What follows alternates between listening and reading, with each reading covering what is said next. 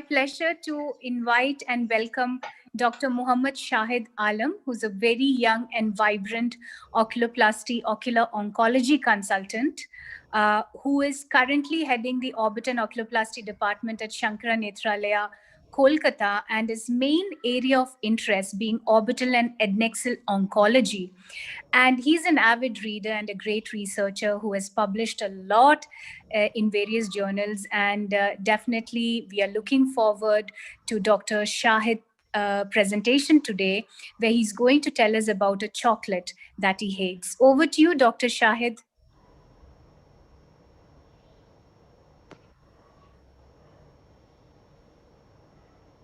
Am I audible?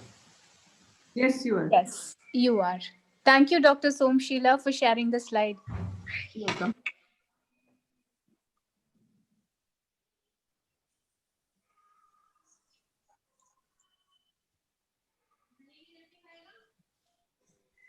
The discussants for him are Dr. Sunil Morikar and Dr. Nirmal Frederick. Yes.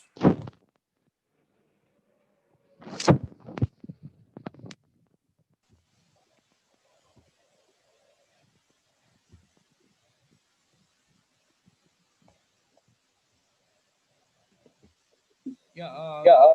Are my slides visible? Yeah, they are visible. Yeah. So at the outset, I would like to thank the AIOS Scientific Committee for giving me this opportunity to present my case. So without much delay, I'll start with my case. So this is a 2-year-old male. So the patient had actually presented to me 1 year back with left eye proptosis, and this is the imaging MRI imaging picture which the patient had at that time, and it clearly shows multicystic mass in the supromedial and the infromedial intraconal space extending to the extraconal compartment. So, based on imaging, I made a diagnosis of orbital lymphangioma and advised intralesional bleomycin to the patient. However, the patient was lost to follow up, and then he reported to me after 9 months with this sort of a clinical picture. So here you can see that there is a marked proptosis with chemosis, and a little bit of dystopia is there. Because of the financial constraints, I did not repeat the MRI, and this much of the imaging picture was enough for me to go ahead with my management plan. So at this stage, I advised aspiration of blood along with intralesional bleomycin. So patient was, however, posted after a week, and this was the patient's picture when he came inside the OT. So obviously, as you can see, the patient has bled a lot in the lymphangioma has bled. There is massive proptosis, there is chemosis, and there was exposure keratopathy too. So I aspirated around 20 ml of blood, both from the superior and inferior orbital compartments, and 5 unit of intralesional bleomycin was given according to his weight. Patient was kept admitted for about 2 days and was given intravenous steroid to take care of any associated inflammation. In addition to it, on table, I did a central tarsorrhaphy for the cornea to heal. Patient was then discharged, but then he presented to me a week later with this sort of a picture. You can see the central tarsorrhaphy which I did was in place, but then there is massive bleeding again inside his lymphangioma. The patient had upper respiratory tract infection too, and was coughing. So at this point of time, rather than lymphangioma, I was much more concerned about the orbital compartment syndrome because of this massive proptosis. The patient was taken to the OT as an emergency basis, and I did a lateral canthotomy and cantholysis. Both the dura of the lateral canthus were released. Around 20 ml of blood was aspirated, and I injected again 5 units of intralesional bleomycin. Because of his URTI, he was started on oral antibiotics, and a pediatric consult was sought. Patient was then in follow-up with me, and after 2 weeks, this is his picture. The proptosis has reduced, but then again there's inferior chemosis. The patient has developed exposure keratopathy and little bit of corneal infiltrates. At this point, I got a repeat MRI done, and it shows that One the minute. size of lymphangioma has increased. There are multiple bleeds. So there might be a possibility that the size of lymphangioma would have been constant, and this would have been the picture at the presentation, because I had not got a repeat MRI done when he presented to me after 9 months. So again, a cornea consult was taken, and the cornea people advised, amniotic membrane transplantation for the surface protection. So patient was again taken up for third dose of intralesional bleomycin. An amniotic membrane was placed and a lateral trastrophy was done for protecting the cornea. And this time, luckily for me, the patient responded. And this is a picture of the patient after 3 weeks of his surgery. The amniotic membrane was disintegrating, and the proptosis had reduced markedly. But then, if you compare with this the presenting picture, you can see that there is a lot of improvement in the proptosis, chemosis, everything. Then why the patient is unhappy? With this eye, he cannot fixate the 4 minutes object. are up. He's just following the light. So obviously, he had developed compressive optic neuropathy during the episode, and the vision is compromised in that eye. There was RAPD present in that eye. So this was my case. And lymphangioma, like they are venolymphatic malformations. They are notorious for intralesional bleed, and that was they called chocolate cysts. Upper respiratory tract infection is a clear risk factor both for increasing the size of lymphangioma and bleeds. And management, of course, is challenging in these cases. And what were the challenges in the present case? There was massive recurrent intralesional bleed which was not responding to the management. Patient had developed compartment syndrome because of massive proptosis, and then patient was a pediatric patient. An adult case can be taken to OT n number of times for different minor procedures, but a pediatric patient has to, every time when we take him to OT, we need a general anesthesia. And lot of general anesthesia under such a short duration of period is risky for a pediatric child. And of course, in a case of lymphangioma, we have very limited surgical options. So that was my case, and this is how I managed. I would like to request the panel to come up with ideas like whether it should have been managed differently. Thank you. Thank you very much, Dr. Shahid. It's a very challenging case, of course. So, venolymphatic malformation of the orbit is a troublesome lesion. So, we have our esteemed panelists, Dr. Murekar and Dr. Frederick, who will take the discussion over. May I request Dr. Murekar to take over the discussion? Over to you. Thank you so much. I have a lot to say on this, so I would rather have Dr. Nirmal Frederick start talking about it so that you can cut me short when the time is up. No, it's Nirmal? first choice, Morekar. Sunil, go ahead. No, please go ahead. I mean, I would love to hear from you from the different aspects which are involved in this case. Okay, first of all, I think it's an unfortunate case for a pediatric patient. And of course, the title was interesting and sweet, but the case didn't go as sweet as the title sounded. Of course, recurrent bleeding in case of lymphangioma, we read a lot about that, but handling it in a pediatric patient is going to be a real tough job. And of course, patient lost the vision because of the sudden bleeding within the orbit and optic neuropathy, consequent optic neuropathy. Right, how different you would have handled, and the unhappiness because of the vision loss. Obviously, with so many surgeries, patient would expect some vision, but if you have counseled very well both the patients and the parents, and they would have seen, because this is nothing unseen, they would have suddenly seen the proptosis twice or thrice increasing in size, repeat admissions, repeat surgeries. So obviously patient and the parents would have been counseled well. So this unhappiness because primarily because of the vision loss and also repeated admissions and surgery. So how to tackle this? Of course, the vision loss have to be explained to the patient, and also good rehabilitation also has to be given, since school going patient, and parents should be counseled that this can again recur, and it can increase the proptosis as well as the unsightliness, and as well as the corneal surgeries that are needed. So how well you could have handled, of course the disease is not now under control with bleomycin and need to be followed out properly. I was surprised at the huge proptosis and also repeat bleeding within the short span of time. So lymphangioma, I think if it is responding to bleomycin, we can handle. And the second part is rehabilitation, both surgical as well as the visual rehabilitation part. So that is a daunting task to keep the patient happy. So Sunil, how would you tackle the orbital part? So as far as I'm concerned, I would look at it from 5 different aspects.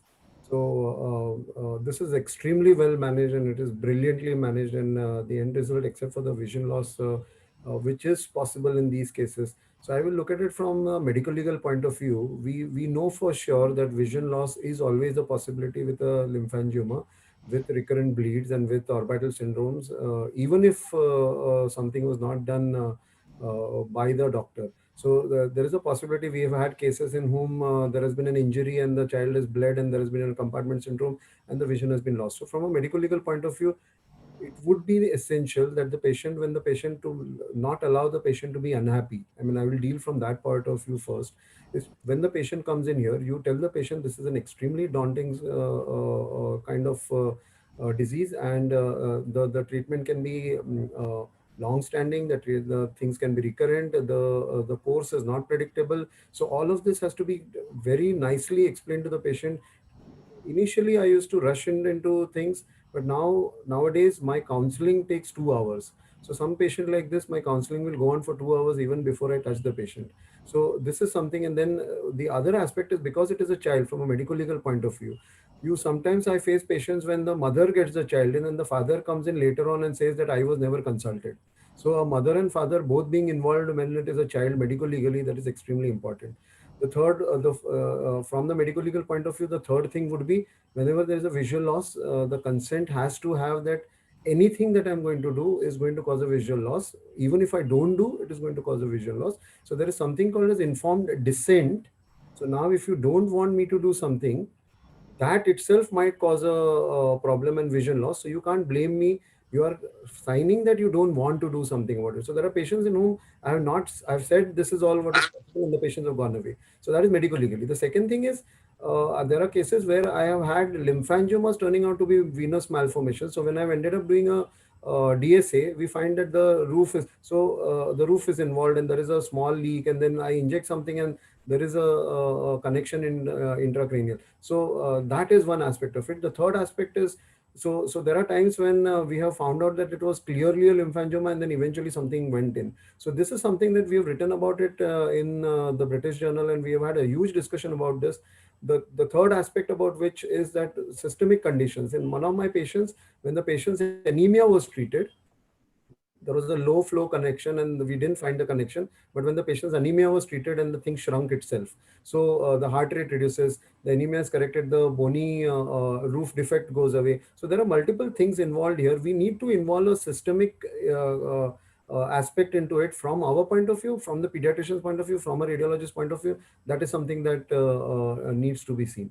And the last aspect is that when we are looking at something like this, I would generally, as Dr. Partha said, involve everybody around me. I would involve the pediatric ophthalmologist, I would involve the squint specialist, because there are going to be things that are going to happen here. And it is not just from a point of view that the patient gets a good multiple viewpoint, because sometimes diseases like this can be elephants and I could probably be a blind man. So I want other people's opinion in this. And so from that point of view, plus what Partha said, that the patient understands and knows that he's been well taken care of right from the beginning. So if the patient has met multiple people, he has understood pediatric ophthalmologist saying that there's a squint possibility which will come up later on. There is something, there is a vision loss which is going to come up later on, has met a glaucoma specialist saying that there could be a possibility of pressure rise there. So multiple aspects are taken care of. So there could be something which should, like these cases, need to go to a board. Like cancer patients go to a board, cases like this, I feel, should go to a board which you can locally form. We need not be in a multi-specialty institute. You can form a board with your friends and say that, what do you think? What do you think? And 4 people get together and talk to a pediatrician and deal with it with a board, and get a lawyer in, get a medical legal consultant in, because these are cases which we have burned our fingers very badly. We have rushed into surgeries, but get a psychologist also involved in it, and get both the parents involved in it, because we have burnt our fingers in something like this. So you may not face that situation ever in life. The last thing that I'm talking about, that there is a case in whom we have spoken about this in grades. When you do repeated general anesthesia to a child, there is a possibility of scholastic ability going down. So my own child, for a dental abscess, we did it under local anesthesia.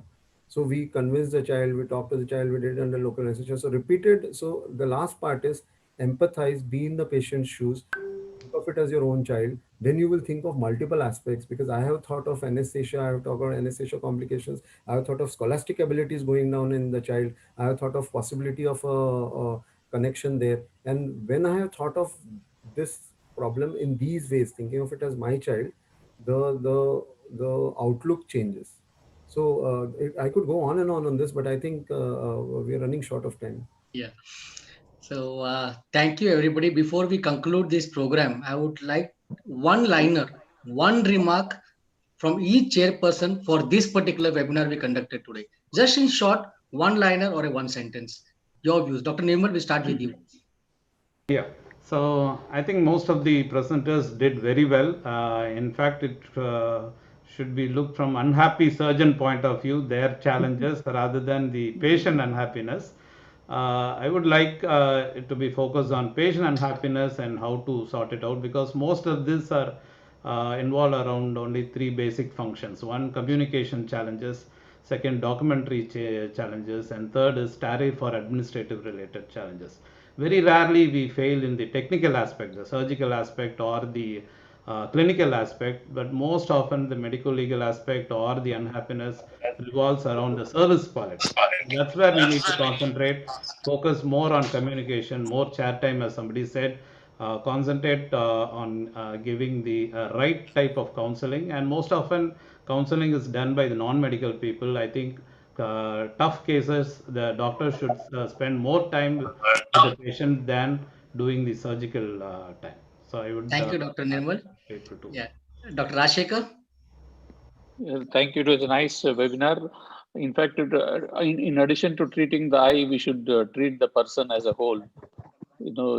Understanding the entire context will help. A lot of learnings, nice presentations, and good inputs from the colleagues. Thank you. Thank you, Dr. Rajshekhar. Dr. Rao. Yeah, thanks to AIS for the invite. I think my learning from this is it's nice to have insights. In hindsight, we can say a lot, but I think this kind of webinars actually adds to our foresight, so that we are able to anticipate things and take the corrective steps. Very interesting seminar. Thank you. Dr. Sangwan is there? Dr. Sangwan, sir? He's not there. Dr. Arul Mozi? Dr. Arul Mozi? The AOI Scientific Committee for coming up with this topic where you have unhappy patients. We see these, whether minimally unhappy or maximally unhappy, almost every day. It's a simple refraction to some kind of a refractive surgery. It's very nice to have a wide presentation, multiple presentations from a different point of view. Opens up the topic and makes us understand how we would be better prepared to handle these kind of patients. It's a very good program. I think we should do more of these. Thank you, Dr. Mozi. Dr. Vyas? Dr. Vyas, are you there? Dr. Sunil? In short, yeah. Dr. Vyas is there, yeah. Yeah, Amit and Partha, it was a wonderful thought of webinar. And I'm sure that in the time to come, more and more people would come out with an unhappy patient. But, in my opinion, the definition of unhappiness is very relative. If the patient is having a vision of 660, then also he may not be unhappy, because you must have explained him in details about his condition and all. And if the patient has a vision of 6.6 following the surgery, then also he may be very unhappy.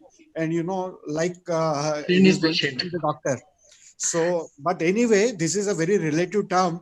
But bringing out the unhappiness of the patient because of some medical reason is a very good point. And most of the speakers, the case presentations, they did the justice with their topic and their talk. Thank you very much for including me in this webinar. Yeah, Dr. Sunil, in brief, one liner. Something that I have read in my, I have seen it for 5 years at KEM Hospital with a statue of Mahatma Gandhi saying that the patient is the center of our universe. And patient happiness is the core concept that we are rotating around. So unless the patient is happy, or everything that we do is useless. And the second point is that apni taarif to sari duniya kar leti hai. और हम लोग doctor तो हम लोग इसमें माहिर है कि अपनी तारीफ कैसे कर ले. We are all very good in talking very nice about ourselves, but अपनी गलतियां कोई निकालता नहीं है, कभी कोई बोलता नहीं है. So finding out our own mistakes and talking about our own mistakes is something that we should be doing, because that is the cornerstone of perfection. So I would like to always talk about my mistakes, whether it is about the patient, whether about it is communication with the patient, because that is where we will eventually improve. And the whole idea is that when you talk about fixing healthcare delivery, you look at the University of Florida workshop, they talk about if you go into litigations, we get into a culture of hiding. And if we go into the culture of hiding, we will never learn. The medical errors will keep on increasing. So today we are dealing with medical errors. So we have to stop hiding. We have to at least start talking between ourselves.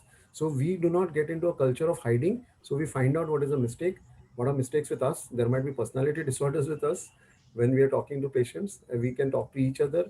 We have to find out mistakes about ourselves. It's only when we find out mistakes about ourselves that we will improve. We only have to not get better than the next person. We have to get better than us yesterday or us 1 hour back. Thank you, Dr. Sunil. So before we conclude, we have one concluding remark from Dr. Namrata Sharma, our Secretary IOS. After that, we have a short presentation of about 3 to 4 minutes. So, Dr. Namrata. Thank you, Amit. I think it was an excellent webinar in the sense that we came to know all the possible reasons why the patient can be unhappy. Several of the things we learned ourselves. I think it was a great educational, had a great educational value for us also, like Dr. Prasad's case of, 18 years ago, still doing well with a 3-piece and with a SICS, or like the simple thing about toric IOL rotation, which was presented as the first case, or like the last case, which was so devastating, but turned out to be so well in the end. So I think we all have learned a lot, and it's a great effort. And this is going to be there on YouTube, Facebook, so people can always refer back to it, and also those who have not watched can watch it. So congratulations, Amit. Congratulations the PAS and Scientific Committee along with Dr. Partha. Thank you, Dr. All the people who had the presented, all the people Exactly. who had courage to Yeah. show their cases, and of course we are just giving remarks on what has happened or what they have done, but thank you for sharing those cases with us. I think that is the most important thing. Thank you, Dr. Namrata. Sunil, can we have the video, please? Before we finish the program, can we have a video?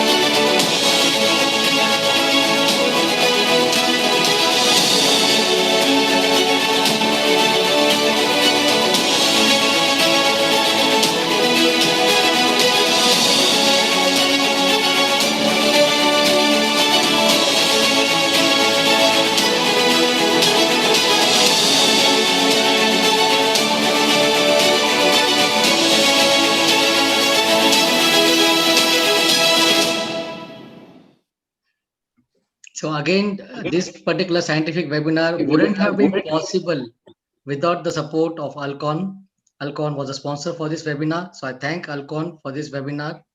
I thank our chairpersons, our speakers, our governing council, our scientific committee member, our chairman scientific committee, and everybody at the backstage, Mr. Sunil Pallabi, for helping us with this great webinar. Also, I would like to invite comments from all our scientific committee members before we conclude. So over to you, Dr. Bhalla. Yeah, I think this has been one of the very nice webinars. We have had series of innovative webinars from scientific committee, and this has added to the value of the webinars which we have conducted. It was one of on a very practical topic, and sincere gratitude to our dynamic president, Professor Mahipal Sachdev, Secretary Dr. Namrata Sharma, for providing us the opportunity, and all our scientific committee members, Dr. Partha Biswas, for coming out with a very novel topic. And thanks to all the esteemed chairpersons, Dr. Virender Sangwan, Dr. Arul Mozi Varman, Dr. Nirmal Frederick, Dr. Pradeep Vyas, Dr. Raj Shekhar, Dr. Sunil Morikar, Dr. Girish Rao, and Dr. Nirmal Frederick, and all the speakers for doing justice to the topic. I think it needs really guts and courage to come out with some of the difficult cases, but by doing so, they have not only come out with a panoramic view, what experts would have done. The basic things which we have learned is the counseling is the key. You have to take the patient into confidence, and that is only, otherwise even the patient with 6x6 vision will never be satisfied. I think that's what I'll have to say. Over Dr. to you, Sonu? Amit. Dr. Sonu? I think I'd like to thank all the presenters for, presenting and showcasing the cases. It's very difficult to share such cases.